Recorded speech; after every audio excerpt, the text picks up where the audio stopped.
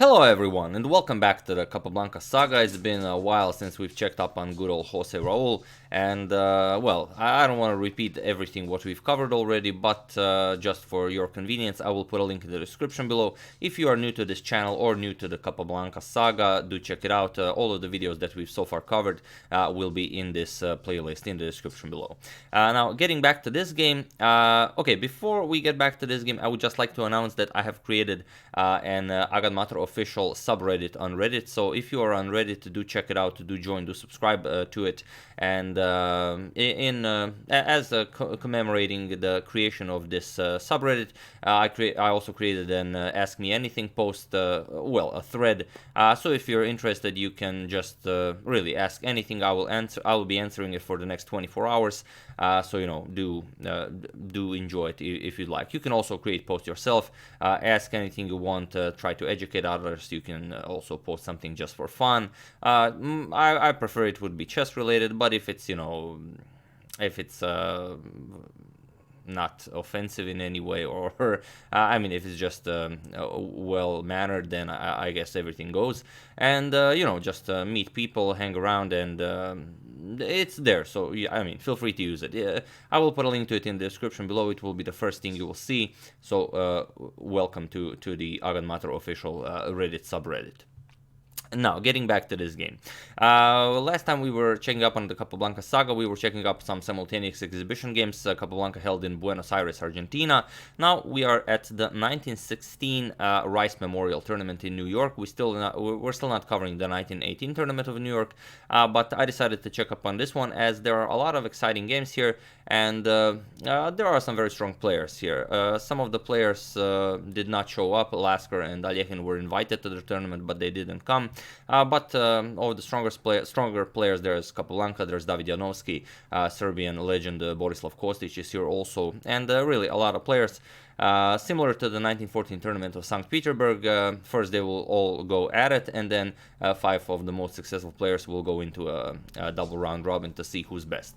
We will not be covering all of the games as it's a really big tournament, but those that are the more exciting ones. It's a tournament in honor of Isaac Leopold Rice. Before it was called the Rice Memorial, it was the Rice Gambit. Isaac Leopold Rice started it with Emanuel Lasker. Lasker was his secretary for this event, and he was a multi-millionaire. He created 15 corporations. He bought over 500 patents worldwide, and he was considered to be one of the world's largest patrons considering chess. So he died in 1915, but even after his death, he said that, he made sure that his widow, his wife, will take care of the tournaments even after his death, and that there will be money, always enough money for chess, which was the case here. And here in round 1, Capablanca faces an opponent that's it's a very strong opponent, Mr. Roy Turnbull Black. Capablanca already lost a game against him also in New York in 1911, and here's Capablanca's chance for a rematch. It's we don't have a photo of him, which is very odd. That's why I'm wearing a hoodie, as of course I'm honoring the hoodie guy. But Roy Turnbull Black, not only was he a very strong chess player, Chessmetrics website rates him somewhere around the top 20 players in those days. But he was also a judge as a profession. So I was very amazed that I could not find... there's a lot of information about Mr. Roy Turnbull Black, and he lived up until 1962. So he lived a very long and, well, I imagine wealthy life. So it's very odd that there is no photo of him on the internet. But, you know, maybe I'm just asking too much. I don't know. But okay, that being said, let's check out this very nice game. Capablanca has the white pieces, and he opens with e4. And okay, we have e5, knight to f3, knight to c6, and here bishop to b5. The Ruy Lopez is on the board. We have a6, and bishop to a4. Knight to f6, we have castles by Capablanca, inviting knight captures on e4, but Roy Turnbull Black knows his theory, and goes bishop to e7. We have rook to e1, now strengthening the e4 pawn, d6, and now c3. h3, preparing d4. This is all standard stuff that's played even today. Nothing really changed in this regard. And also, I forgot to mention, every month I usually mention this, but since it was the 1st of April, I didn't want to mention it. Maybe you'd think I was joking or something. But as of late, YouTube's algorithm will unsubscribe you from a channel if you are not active enough. So do check it if you're still subscribed to the channel. Maybe YouTube unsubscribed you against your will. So if that happened, feel free to join back in. But okay, we have castles by black, not just by black, but by Roy Turnbull black. d4 by Capablanca, as he did prepare it on the previous move, and b5. Bishop to c2, still all pretty standard stuff. And now e captures on d4 is not played. Black goes bishop to g4 instead. And here, as black failed to capture on d4, Capablanca takes this opportunity to advance in the center and grab more space. We have d5, knight goes back to b8, and now h3. Asking black what do you want to do with the bishop. Of course, black isn't interested in giving up the bishop pair. Bishop h5, and now knight bd2, the standard maneuver. You want to go knight f1, knight g3, maybe e3. We'll see what happens. Knight bd7 and knight to f1 as planned. We have rook to e8. And now, not immediately going knight g3 or e3, but first g4. Capablanca was never shy about pushing his g4 pawn. Bishop to g6, and only now knight to g3, where the e and g pawn create a very nice outpost on f5 for Capablanca's knight, if it will be needed. h6 by black. And now comes a4. Capablanca with a nice flank attack against black's advanced pawn structure on the queen side. Knight to h7, and now comes queen to e2.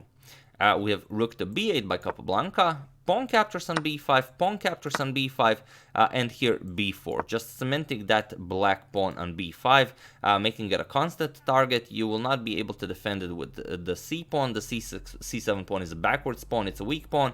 Capablanca's plan is to play bishop to d3, and then use the queen-bishop battery to harass the b5 pawn. Also, rook is coming to a5 to help out with an attack against the b5 pawn. And it's a very lonely pawn. Black will have a very hard time defending it, but Roy Turnbull black is a very strong player. He finds a way. He plays queen to c8. And okay, Capablanca continues with his plan, bishop d3. We have c6 now. For the moment, defending the pawn, but not for long. D captures on c6, queen captures on c6, and now rook to a5. With a triple attack against the b5 pawn, Mr. Roy Turnbull black is no longer able to defend it, but Capablanca decides to give up the c3 pawn in exchange for the b5 pawn. We have queen captures on c3, bishop captures now on b5, and queen goes back. You don't want to keep your queen there for too long, as it, white will use the weird position of the queen to harass her. Bishop to e3 by Capablanca. Now you can see that Capablanca's bishops are really cutting all the way. Very, very nice bishop pair. Rook e to d8, now unpinning, and here comes rook to c1, attacking the queen on c7.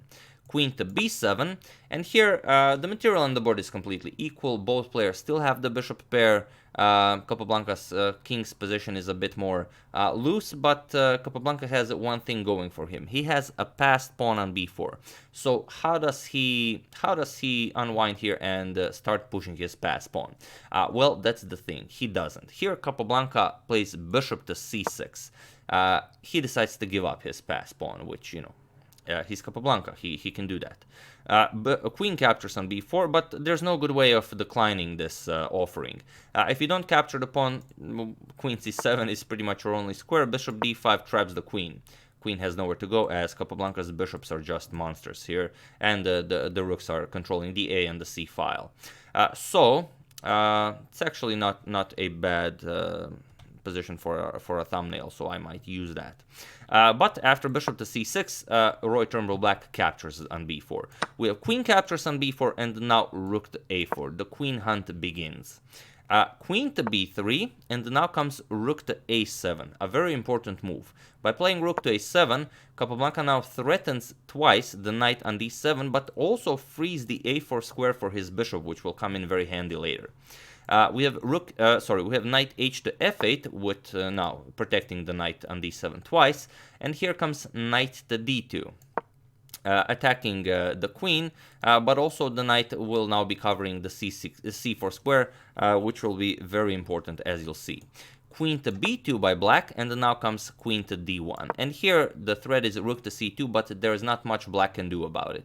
Here you can't move the knight. That'd be great if you could, but you can't, as the bishop on e7 is hanging. So here Roy Turnbull black, again, a very resilient player, he finds a way. We have bishop to g5, and here comes rook to c2. And here Mr. Roy Turnbull black has a problem. The only square where he actually could move the queen is queen b4, but then comes, as now the a4 square has been vacated for the rook, rook to a4, and the queen is trapped. The bishop's still slicing all the way very nicely. The knight covering very important squares, c4 and b3. The queen has nowhere to go, and you just lose the queen here. So here, Mr. Black had a different plan. Bishop captures on e3. He gives up the queen, but he gets a lot of material in return. Rook captures on b2. We have bishop captures on a7, grabbing Capablanca's rook. Rook captures on b8. Knight captures on b8, attacking the bishop on c6. And now just bishop to d5, and here knight to e6. So if we count everything, what Roy Turnbull black got in exchange for the queen is a rook and a minor piece, which is not all that bad. Capablanca goes knight to e2, we have knight to d7, and now queen to a4. With an attack against the bishop on a7, we have bishop to b8, and now queen back to a2, threatening to capture on e6 to win a pawn. And also more material. We have knight d to c5, and now f3, strengthening the e4 pawn. Now the knight from d2 can move. King to f8, and now comes knight to c4. And here we have king to e7, just bringing that king all the way to e7 to help out with the defense of the knight here. And, well, it's just a much safer square for the king. We have knight to a5, and here, for some reason, you have to avoid knight to c6 check, which will cost you the rook. But here, Mr. Roy Turnbull black does it in a too active fashion. Here, rook to c8 would have been the best move, just getting the rook out of the way and allowing this check, but he decided to play king to f6. And this is maybe a too active square for the king, which Capablanca shows very nicely. First, knight to c6 check with an attack on the rook and the bishop, rook to c8, and now comes h4. We have bishop to c7, black doesn't allow the knight to capture anything, and here comes the move, f4, and now black has some serious problems. If you capture the pawn, you get queen to a1, and it's checkmate. Not right away, black can block with the knight, but after knight blocks, queen captures, this is now checkmate. The pawns are covering all of the squares here, bishop covers e6, and the knight covers e7, so the king has nowhere to go. This might actually be a better thumbnail now that I think about it. So after f4, we have bishop captures on e4 instead, as the e4 pawn was attacked twice. But now Capablanca has g5 with check. H captures, we have H captures on g5, and now if you go to g6, it simply doesn't work. Just knight e7 check, king to h7, and now you just move the knight, let's say knight g3, and there is no defense against queen to h2. The knight is covering g8 and g6, so checkmate will follow very soon. So after H captures on g5 with check, you have to capture with the knight. There's no better alternative. We have knight captures on g5, f captures, and king captures on g5. Bishop captures, knight captures on e4, and now queen captures on f7. And now black will be able to grab the knight on c6, but it doesn't matter. Capablanca calculates precisely that it's safe to capture the f7 pawn.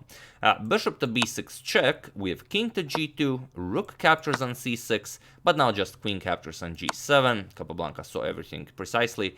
King to h5, and now queen to h7 check picks up the knight on e4. And if you're wondering why not king to f5 check, just to protect the knight, then queen d7 picks up the rook instead of the knight, which of course is even worse. So king to h5, and now comes queen to h7 check. You want to pick up the knight, king g5, queen captures, and rook to c7, getting the rook out of the way. But now Capablanca has all the material he needs to take this game to an end. Knight g3, We have king back to f6. Now comes queen d5. And bishop to c5, guarding the d6 pawn. Knight to e4 check, king to e7, and now king to f3. Capablanca starts bringing his king into the game. We have king d7, king g4, rook to c6, and now queen to f7 check. King to c8, now comes knight to f6, preparing to win the rook with queen d7 check. So rook to c7, attacking the queen, queen e8 check, king to b7, and now knight to d5. Here, rook to c8, attacking the queen, but queen to b5. The queen and knight are just, a great team. They're too powerful. King to a7, and here comes knight to e7. And it was in this position that Roy Turnbull Black resigned the game. On move 63, it's very unchess-like to resign a game on move 63. If you're already on move 63, you might as well play another move just to make it 64. I mean, you are playing chess. Yeah, okay, why did he resign? Well, there's really no good defense against knight to c6 check. Whatever you play, let's say rook c7, knight to c6 check. Now you either lose the rook or you go king a8, and then checkmate will follow. But yeah, a very nice game by Jose Raul Capablanca, who still wasn't really, all that into chess, studying and everything. But he's definitely a great player, and it will be a very interesting tournament, which you will see. We're gonna talk about a bit more about the players that are playing here and the games that happen. That's the game. I do hope you enjoyed it. If you managed to find a photo of Mr. Roy Turnbull Black, just post a link in the description, in the comments section below, so I can share it with everyone. I'm very much interested to see what who this gentleman was. But yeah, like I said, that's the game. I do hope you enjoyed it. As usual, you can check 2 of my previous videos here. I would like to thank Yoni Schlesinger, Jose Sanchez, Stefan Müller, Jeff Graves, and FLCB Chess Club for their contribution to my channel. Thank you a lot. I really appreciate it. As usual, you can check 2 of my previous videos here. Thank you all for watching, and I will see you soon. Hopefully with some more interesting content, checking up on what's what, continuing the Capablanca saga, and checking up on your suggestions and stuff. But yeah, check out the agadmator official subreddit. Do join in. Just come chill with everyone. It's gonna be awesome. And that's pretty much it for this video. Thank you all. I will see you soon. Have an excellent rest of your day.